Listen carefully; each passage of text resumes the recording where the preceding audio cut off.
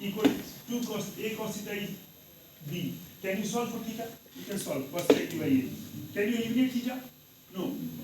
See, some people say theta equal to cos inverse B by A. This is not elimination because still is still here, right? I don't want this fellow here. That's the elimination. No, you have just separated them, that's all.